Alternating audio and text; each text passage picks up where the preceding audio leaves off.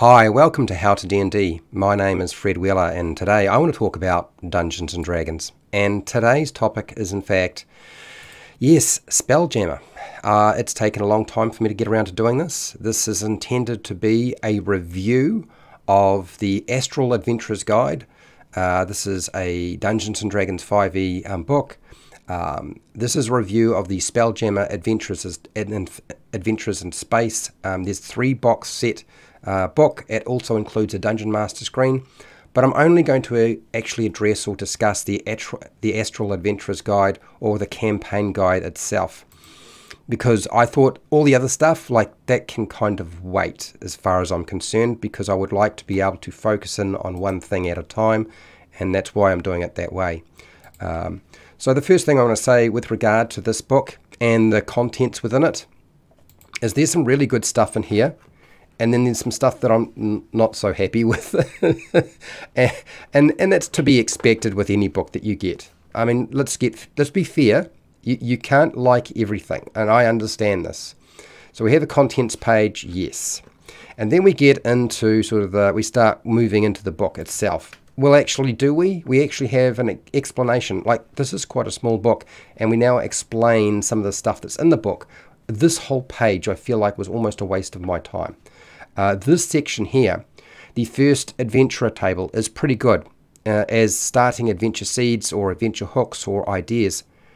But here's the problem: where are the rest of the adventure ideas for exploring the astral sea and wild space and the multiverse? Because it's not there. They left it out of my book, or did you get it in your book? Because I don't see it in my book. I'm a little concerned about that. So there are some backgrounds in here that are worth discussing. So the Astral Drifter grants 2 skills. I'm not going to tell you what the skills are. It doesn't really matter as far as I'm concerned. You can change those out if you wanted to. You get 2 languages. You get appropriate equipment for something like an Astral Drifter. The Astral Drifter title tells you pretty much everything about it without even reading what the Astral Drifter is supposed to be about. You kind of got an idea of what that means. You're ageless. You've got that ageless aspect. You have a campaign secret that you discuss with your Dungeon Master to determine what they think would be fun or what you think would be fun. And I think that's a great thing. I'm glad to see that there. You also get a divine contact, and you also get the magic initiate feat for the cleric. So it has to be the cleric cantrips and spell list, which personally I think is almost perfect. As a background for the setting that we're looking at, I think that's almost perfect. I don't think you could have done too much more to make that even any better than it was. Of course, it isn't perfect, but we'll come back to that. It's almost perfect. Wild Spacer grants 2 skills, 2 tool proficiencies, appropriate equipment for something like a Wild Spacer. You get a close encounter, which basically a nightmarish monster, something you can remember, look back on. You get the weightless combat ability, and you also get the tough feat. This is nearly brilliant design as far as I'm concerned. I was almost completely happy with this. You probably already guessed what I'm not happy with, and so I'm going to tell you. I really like what they've done here with the Spelljammer backgrounds, except the including those feats being included, because almost all those feats to a certain degree are very much combat focused, and they're the sorts of things that you have as a superhero, because this background has been built to already be extraordinary in terms of a hero. You don't start off as being a normal person, you're already an extraordinary person. Before you even start taking up classes. This is one of the aspects I don't like. My major concern is that the personality traits, the ideals, the bonds, the flaws table, they have not been, they're excluded them. There are no personality traits, ideals, bonds and flaws. Are they assuming that players and dungeon masters will sort that out themselves? Possibly. But the problem was that the backgrounds having those there was the outstanding innovative feature of Dungeons & Dragons 5e. It's what made it stand out from all of the other versions of the game that never had anything like that. And now it doesn't have it. Why would you do this? Someone is not thinking clearly. But anyway, let's move on to races. There are a bunch of races. They follow the same Tasha's Cauldron of Everything motto, which is you can pretty much do whatever you like with it. But here we go. The first two that I have to talk about. The first one is the Astral Elf. It's just a combination of the High Elf and the Eladrin, which is mechanically fine as far as I'm concerned, but the story presented is extremely weak in my opinion. I didn't really like it for the story element. The Auto-Gnome has some clever and fitting traits like armoured casing, built for success, I kind of like that. Healing machine to get around the problem that it's a construct. Mechanical nature, and then you've got Century's Rest, which is kind of like a version of robot elf trance. And then you've got specialized design. It's got a lot of different features. It really makes this thing stand out compared to everything else. But it still suffers from a weak origin story. Although I will say that the Auto-Gnome history table is very creative. I actually kind of like that quite a lot. That was quite impressive in my opinion. The next two races, playable races that you can use, there is the GIF. These are strong space hippos, skilled with guns, that have a very bland lore and story origin. They have limited mechanical appeal as far as I can see. They do have this astral spark, this firearms mastery, which basically means you can use guns and you're good at doing that. The hippo build means you can lift things and drag things well. Okay. Disappointing in every way for me. The GIF was not something that struck me as something I would want to play. And frankly, even if it wasn't strong mechanically, but it had a good story to it, I would be happier. And the problem is not so much with the GIF in terms of historically, because historically the GIF is really cool. It's just in this book. As presented in this book, they're not great. Hadozi, the flying space monkeys. Do you know, I think the Hadozi are one of my favorite story elements that they have presented here. So the Hadozi, the flying space monkeys, are enslaved by an evil wizard who experimented on them till liberated by the wizard's apprentices. Now, if you don't know or see the story behind this and recognize the story they have appropriated, I won't explain, okay? Which is wonderfully sad. It's dark. It's horrifically twisted as an origin story. I loved it. I thought it was fantastic. And there's a lot of it. There's heaps of it. And then Wizards of the Coast changed the story for the Hadozi after social media outcry, and then they decided to make it a tamer parental guidance version to avoid some sort of witch hunt, which I think is crazy, but they are a company and people do some weird stuff on social media and they can have a huge effect even when they're quite insane. And I consider it quite insane what they're going for. I mean, the reality is this book is probably tailored for a much younger audience, and the much younger audience, the parents do not want them to have things like this. Mechanically, the Hadozi is actually awful and quite boring in my opinion, and also untested abilities as far as I can tell. They've got dexterous feet, which is kind of alright. They've got glide, and they've got Hadozi resilience. And I have to say, gliding at Mark II was really amusing when it first came out and when I read this. But it got fixed quickly by Wizards of the Coast. So if you were hoping to be able to glide at Mark II, sorry, it's gone. So that's the only element of it mechanically that I thought was just, well, I wouldn't say I liked it, but it did make me laugh. And, you know, if Wizards of the Coast can make me laugh, then they're doing a pretty good job. I consider that a vast improvement. Okay, the next one is the Plasmoid. I understand the Plasmoid is very popular. This is a strange ooze race with a great explanation for their back, and their biology is explained so well. When I looked at that section, I was saying, wow, somebody's really gone to a lot of effort. But it has no lore or origin story at all. There's nothing. There's nothing. There's not a Skerrick. I read through it twice. Nothing. Mechanically, the Plasmoid is what you would expect. It's amorphous, okay? It can move through tight spaces. It's got dark vision, because like every race does. It can hold its breath for a long time. Natural resilience, of course, it's going to have some sort of resilience, because apparently everything does now.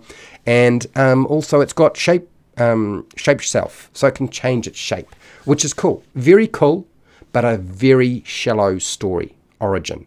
Not shallow in terms of biology. Done a really good job here, probably better than any of the other ones, okay?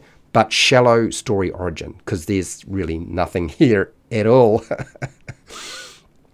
The Thri-kreen goes right back to Dark Sun, but now we have this insectoid race running around in the Astral Sea, which it really always did anyway, so that's fine. It has decent lore for the very small text entry that it has, and it's quite small. The actual lore that they've provided you with is pretty much on par, and it's decent. It's not throwaway stuff, and it's got great mechanics. So out of all of the races, I would say the Thri-kreen, they've actually put probably more effort into this than anything else. Chameleon Carapace, I like this. It's basically mage armor for an insect race. It's got dark vision, of course, because like everything does, again. It's got a secondary arms, so you've got additional arms you can use for doing things. Sleepless, yeah, okay. And then you've got Thri-kreen Telepathy. I was really impressed with this playable race. Out of all of the playable races here, I think that they probably did the best job out of all of them right here. This one is the one that stands out to me as being the best design of all. Now, there are a couple of things I want to say about the races. These races are significantly more powerful than any other races, and probably shouldn't be used in any other campaign other than a Spelljammer campaign or adventure, because there's no way that the other races can keep up with this. They just would not be able to. They're not on par. I feel like these are far stronger, certainly far more interesting in many respects. Not all of them, but I certainly would say that they can't be considered as something that you put right alongside everything else.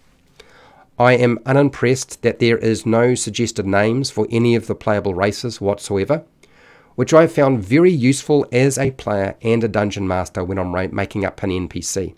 So as a player, when I kind of get stuck and I don't know what name to give them, I can look through there and there's a name, but now there isn't. That's not great. The new flexible ability scores is generally fine as far as I'm concerned, but I would have liked to see at least one of the ability score increases connected to a specific physical or mental advantage that a race possesses to differentiate them. Now, I know this is not a popular and modern concept, but I never liked the idea of fixing the ability scores, every single one of them, okay, where there was no flexibility. I really liked how you got something like the half-elf, and one of them was fixed, and the rest you could just move around wherever you wanted to. And I really like that concept, and I think that's probably what I would have preferred here rather than what they've done so far. Potentially not being able to speak your own race's language is also bizarre, because it's possible for that to take place. And I would like to see the races get at least 3 languages, not just 2 languages. Now, for somebody like myself who only speaks 1 language, it's hard for me to understand that I might be dealing with somebody who speaks multiple languages. But in fact, if you look at people around the world, many people speak at least 3 languages. So why is it in this particular multiverse we're not allowing that? It makes more sense, particularly in the multiverse, particularly when you're dealing with so many different races. And in most campaigns that deal with Dungeons and Dragons, you're dealing with a lot more races. It's not like Earth, where there's humans and then there's animals. That's it. Now, you could say we break up our humans into different races in terms of, what part of the world they're positioned in. But ultimately, I guess you could call this about species. I would like to see a more doubling down on languages. Give them more languages, okay? Make it easier to communicate with each other so we don't have to blow them up or shove a sword in them. That would be kind of nice to see. But it didn't happen. Never mind.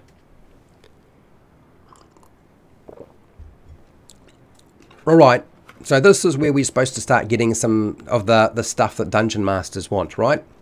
This is the Astral Adventuring section. Spelljammer Helm duels or fighting. It's got a very simple constitution check contest that you perform with levels of exhaustion if you fail it, okay? It's really going to be used, but at least they have included it. The Fantasy Astral Sea physics of air envelopes and time and falling and gravity planes. It's confusing. It's stupid. It's difficult to understand. It's really long-winded for such a small book, and it's really painful to read, particularly at night when I was reading this thing. And I studied physics at school right up to the 7th form, right up to the end of before I went to university. And I can tell you now, I have read stuff in physics books that was easier to understand and made more sense than this nonsense. I hate this. Now, whether this is traditional, whether they did a better job than in the past, I don't care. I don't like this section at all. Is it obvious? Creating wild space systems appears to be discussed, but there's nothing on a person, you know, what person couldn't figure out what they've already explained here? I mean, frankly, I did not need this. Most people, even if they have no knowledge of space or anything, know at least the basics they just described as far as I'm concerned. So it's not like you couldn't have figured this out. This is by far the most annoying section. And it even includes a really useless map. I don't consider this a useful map. Traveling between worlds and systems in the Astral Sea didn't define anything clearly as far as I'm concerned, but traveling by thought actually made sense. The one section, that one paragraph there is the only thing that actually made sense to me. And then we get astral fishing. Of course we do. Astral fishing is the only downtime activity offered. So apparently traveling in D&D space must be very boring and restrictive. I would have liked to have seen a bit more on downtime, but we didn't get that, unfortunately. Okay, there is a magic section. It is 2 pages long. Don't get too excited. The air bubble is a spell that allows you to breathe in the astral sea for 24 hours, which is kind of required. You kind of needed to have a spell like this. Creating a Spelljammer helm, there's a spell now allows you to magically craft a Spelljammer helm. It's expensive but necessary for the game. The fish suit is basically a spacesuit. That's very rare, and I am confused why this isn't normal adventuring gear in the Spelljammer campaign. Like, would that not be something you would have for everybody who has to go outside of the ship to do repairs, or if they, you know, potentially need to go somewhere else where there is no air? Like, we're in space where there is air, but not always air. Like, this isn't basic adventuring gear. I don't understand that. That's really strange. I don't know why you would do something like that, but they did. You get the Spelljammer helm. It allows the owner to control a Spelljammer ship with a simple guide on purchasing this item. Vital to the campaign setting. Have no problems with it. The Wild Space Ori is essentially a portable solar system model that keeps the time and position of all the suns, planets, moons, and comets. It's basically pulled from the Dark Crystal concept. It's been appropriated from there. If you remember watching the Dark Crystal, there was something like that, but it wasn't portable. And then I would say the magic spells and items section is very limited, but it covers the essentials, the things they absolutely needed to have. I don't think there was anything else that was absolutely required. Alright, now there's a section here, Spelljammer ships. We're starting to get into that section. So, ship combat between Spelljammer ships is rudimentary. It's not like Star Wars or Star Trek, the roleplay game, which I think many people actually wanted something like that, where you got a lot more and you don't get anywhere near that sort of complexity.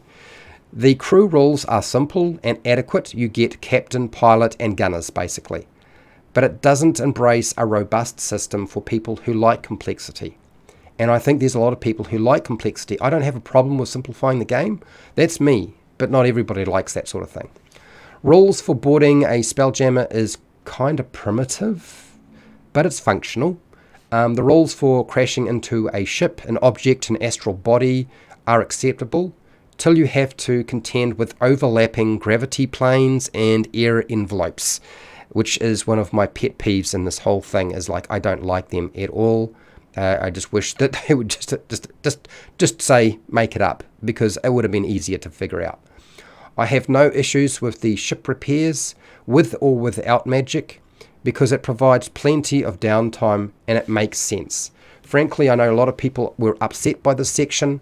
I'm not upset by it. I'm happy as it is, because we want downtime in the game and we want it to take a long time to fix a ship when you bang it up.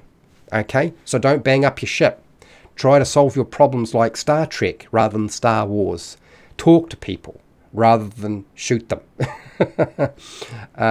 There is nothing on building a Spelljammer ship, nothing whatsoever, or customizing ships, which will likely be something that everybody will want. Like, how many people want to be able to customize their ship if they get a ship, or to build a Spelljammer ship from scratch?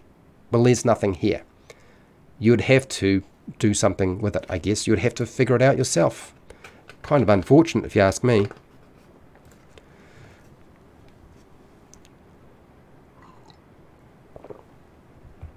There's a lot of ships in this book, and I want to go over every single one of them. Why? Because this is the best part of the book as far as I'm concerned. Out of the entire book here, the best part of the book is definitely the ships. And it's kind of unfortunate that that's the case, but I suppose we shouldn't be surprised, because it is Spelljammer and it is about flying around in ships in D&D. The Bombard is a gift design with a huge cannon suitable for flight, water. It can land on solid ground. Terrifying destructive power and utility. I was really impressed with this ship. It's very, very good. The Damselfly is basically a flying race car or insect. It kind of reminds me a little bit of Lex, the TV series.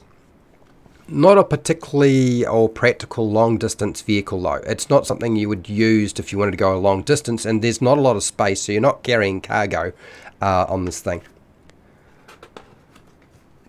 The Flying Fish ship. It's a common vessel for oceans and wild space travel, suitable for cargo, great, practical, but fantastic. I would say a fantastical design. I mean, it's what we were kind of expecting for Spelljammer, is a flying fish. Yeah, I know that's what I was kind of imagining. All the Spelljammer ships I've seen in the past tend to be the flying fish design. Yes, that's right. The Hammerhead ship. It's a heavy cargo ship that can ram ships and objects, fly through wild space, or sail the seas. Great. It's basically a Star Wars Hammerhead ripoff, if you hadn't figured it out. It took me a little while to figure it out. I knew I recognized it from somewhere. The Lamprey ship. A very old ship design with benefits and flaws that are quite amusing, I have to say. But the best advantage is the front jaw for locking onto a ship when boarding. I thought that was the key thing that made it stand out. The Living ship has a Trent or tree creature on board that makes this really strange. Okay, it's really odd. But it can repair the ship, and it does stand out as a ship. It is peculiar, it is strange, but it still does stand out amongst all the others that I saw here. The only thing is, I wish that the Trent could also fight for you on the ship, and there's nothing here that sort of indicates that, so it would require the Dungeon Master to allow you to do something like that, and you can't right now. Right, the Nautiloid, or almost feel like feel like we're going down 20,000 leagues under the sea a little bit here. It's a very alien ship. It's a mind flayer ship. You want to avoid this thing at all costs. With its awesome tentacles, I looked at the tentacle thing and I was like, oh my god, really? And it's got plane hopping abilities. I want to steal this ship. I probably won't be able to buy this ship, okay? I won't be able to build it because there's nowhere to build ships in this, apparently this campaign book. But I want to steal this thing. If I can just get past all the mind flayers, that might be a bit tricky, but we'll see how we go. We're still going to give it a go. The Night Spider. This is a Neogi design. Basically, the Neogi are spider-like creatures that control your mind. Very dangerous. Not very big, but very, very dangerous. You never want to discover a night spider as far as I'm concerned, because it means you have to deal with Neogi, who will try to make you slaves, and Umber Hulks, who will kill you, because the whole crew is probably full of Umber Hulks, because that's what they do, is they mind control Umber Hulks. Oh, when I saw this, I was so happy when I was reading this. It's a scorpion ship. Does exactly what I want it. It flies in space and it walks on the land. Brilliant. I love it. One of my favourite ships out of all of them. The Strike ship. It's quick, but only has its utility is pretty limited to flying in the air or wild space. It's a bit dull. I mean, it's a more modern ship, yes, but it's still dull as. I didn't like this one that much. The Space Galleon. It's a standard looking ship that sails on the water and flies in space without attracting a lot of attention. And actually probably a very practical ship, even if it doesn't have the cool factor. You could get away with quite a lot with a ship like this. And that's probably why it's been included, so that you can have a campaign where you can sort of run between sailing on the oceans and sailing in space if you want to. Oh yeah, that's right, there's a squid ship. It has a cool ram, which potentially will smash through somebody's hull. It has no tentacle attack, but it can be used on the sea and in space. I was really hoping for another submarine, but actually, even though it's a squid ship, it doesn't actually act as a submarine. Now, did I miss something? And the fact that the tentacles lack a feature, like you can't use the tentacles to make any kind of attack.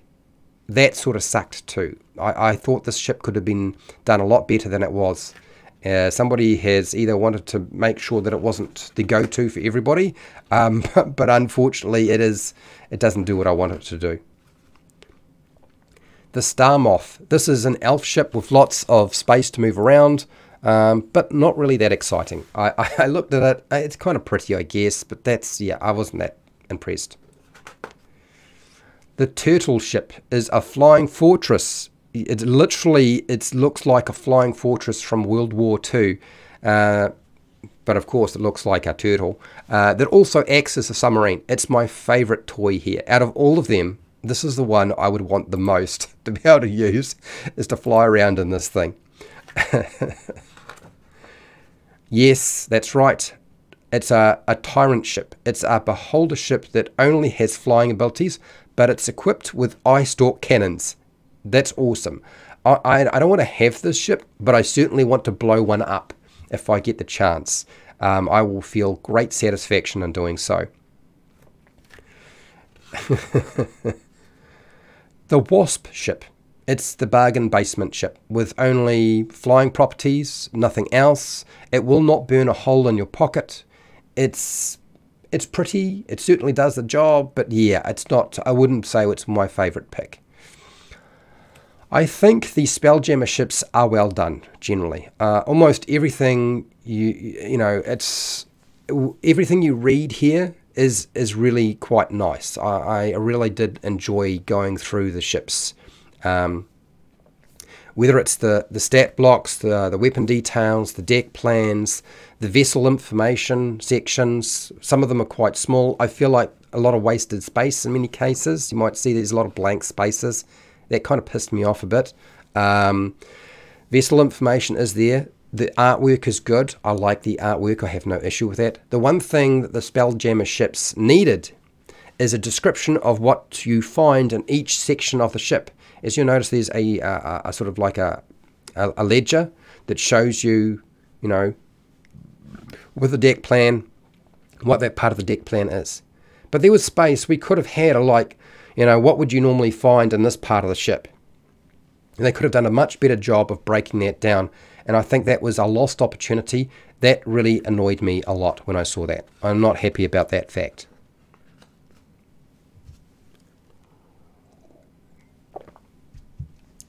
Now, one of the better parts of the book is the Rock of Bral.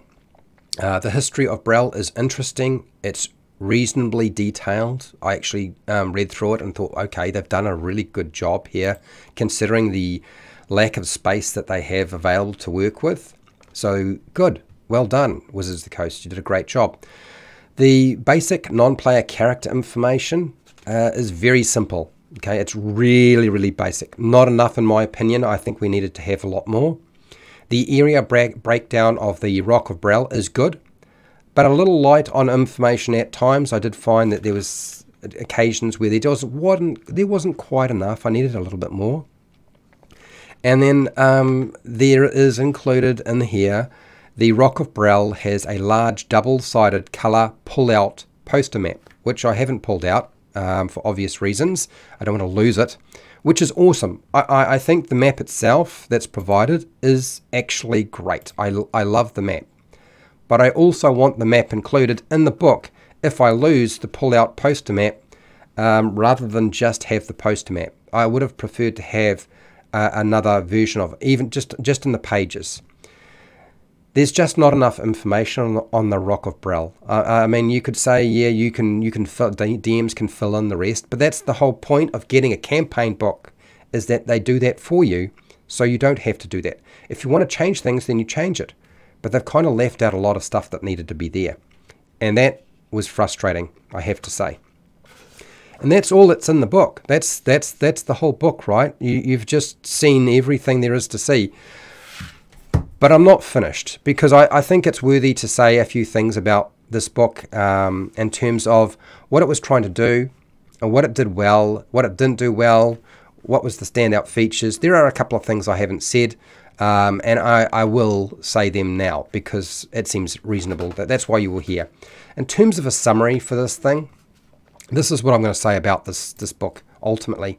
The Astral Adventurer's Guide is too expensive for the tools that it offers, in my opinion. The restriction on making the guide, the book itself, 64 pages to fit into the box set, significantly harms the final product, because the designers needed more pages to do this topic justice. If they had more pages and more space, it could have been done. The quality of the pages is impressive. They have thicker pages with a slightly gloss finish to it, as far as I can see, which we haven't we've seen a gloss finish before, but it almost feels like it's an improvement on what we've seen in the past. The standard cover design is perfect. It depicts the topic with a Spelljammer ship in the Astral Sea being chased by an asteroid with a face and a few other strange threats, which is great. The interior artwork is a mixed bag of cartoon characters, boring stuff. There's some actually artwork here that I found quite boring, and exceptional color concepts and scenes. Some of the stuff in here is just amazing. There's a vast array of Spelljammer ship deck plans in simple black and white design, which is great. It's easy for somebody to draw out, but it will not work very well on a virtual tabletop, and if you're playing online and using virtual tabletop, not going to work very well for you. The book doesn't have an index and could have gotten away with just having a contents page if it had been redesigned. I think that there were a few things they needed to add, and then they would have been able to say, no, we don't actually need an index, everything's in the contents page. But I feel like there's a few things that they needed to have added. There's nothing on exploring wild space. Like, there's nothing in this book about exploring wild space, the Astral Sea, which people need. It's one of the major aspects of, you want to go into the Astral Sea, you want to explore, and there's really nothing about that here that we can work with. I would say not an awesome or a great book, unfortunately. I would have hoped that it would be, but there are elements that do appeal to me and only need like a small alteration by the Dungeon Master if they have time and have the desire to do so. And that's the factor, is like, will people have the desire and time to do that? And I don't think that necessarily everybody will have the time and desire to do so.